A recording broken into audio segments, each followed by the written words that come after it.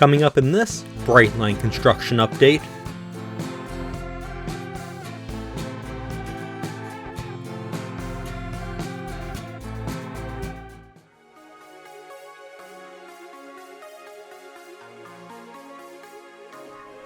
this update looks at the progress on the new Eau Gallie River Bridge, including the installation of the final girder.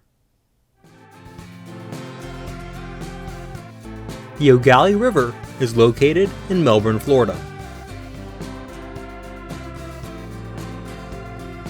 I'll look at the bridge on 2 separate days, starting with November 7th. At this time, the new piers had been completed with the bent caps formed. Crews were making final preparations in advance of the girders beginning to arrive later in the week.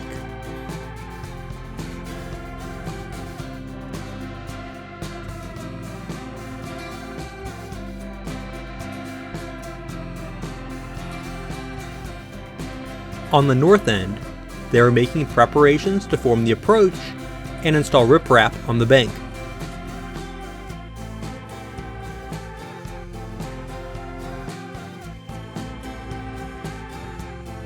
The old bridge has been completely removed, other than the concrete pedestals in the water.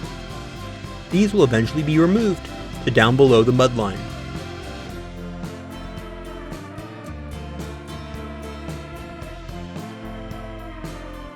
Boat clearance for this bridge is not an issue, with the US 1 bridge being lower than the rail alignment, which is why there aren't any special spans offering increased clearance here.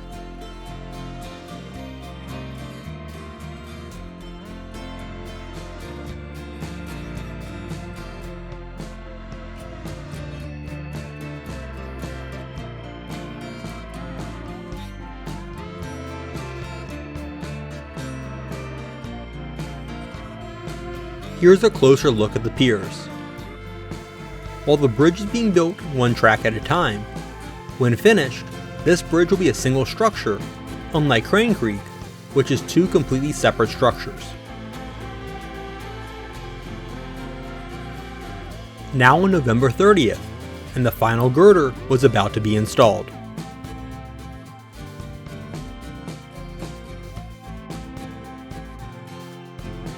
A truck had backed across the temporary work trestle to deliver the girder to the crane. Crews were working on the rigging for the crane to lift it off.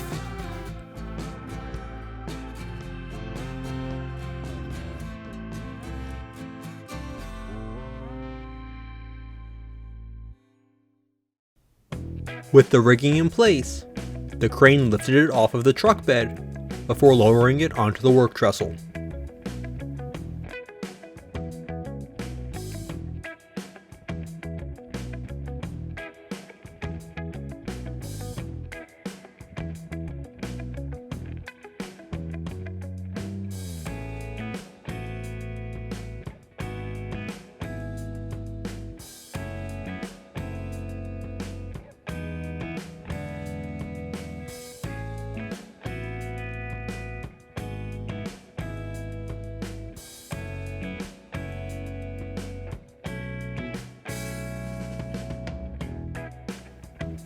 The crews then made the final preparations before it was ready to be lifted into place.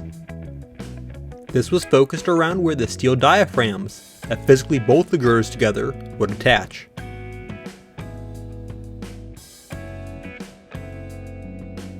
With those preparations complete, the crew attached a banner to the girder, along with the traditional topping off American flag, before posing for a photo.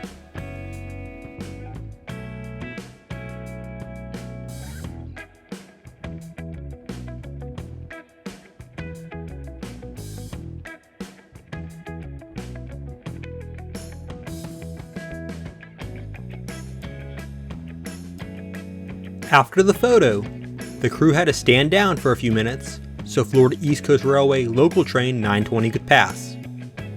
It was led by one of FEC's Pink Lady GP40-2 locomotives that has a special pink paint scheme for breast cancer awareness. The rest of the train was a string of empty aggregate hoppers.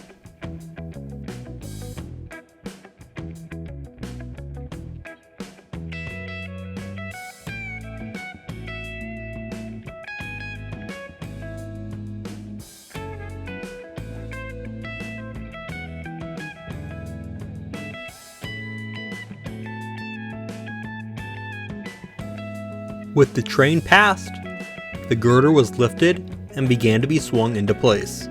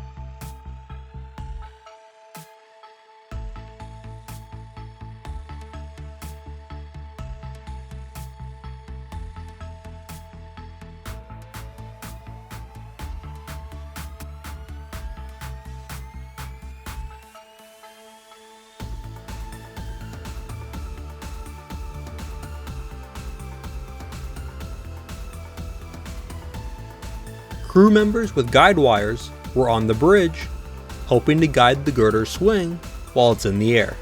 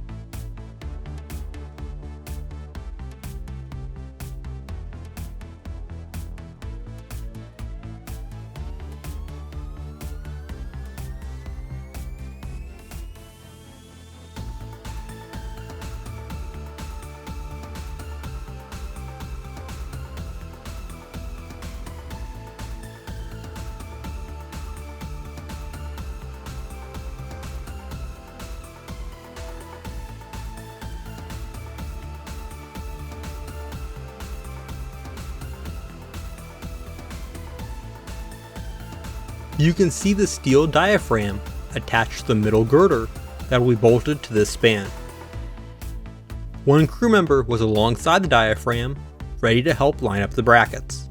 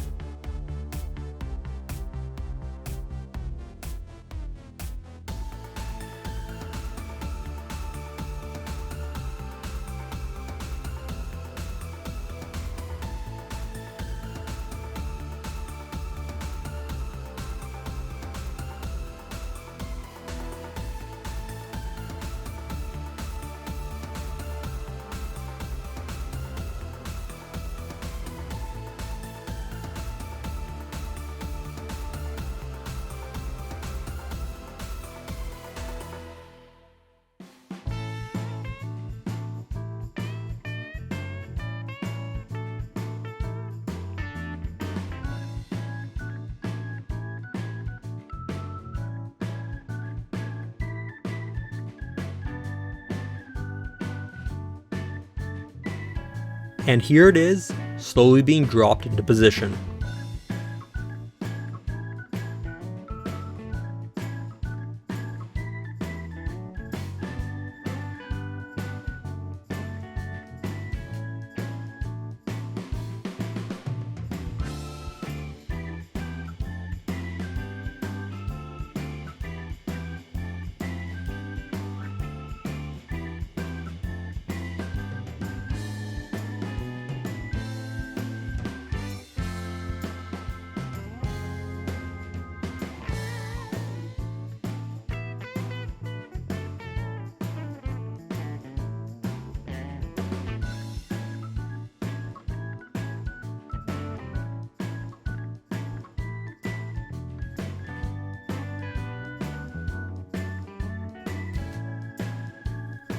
With it in position, the work here will shift to forming the ballast curb.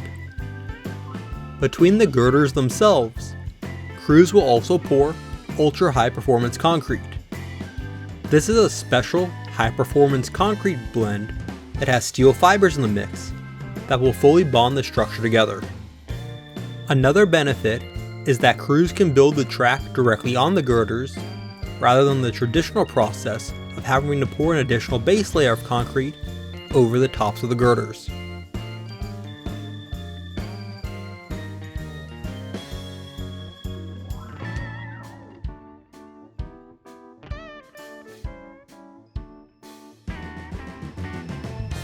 And here's a final look along the bridge with all of the girders in place.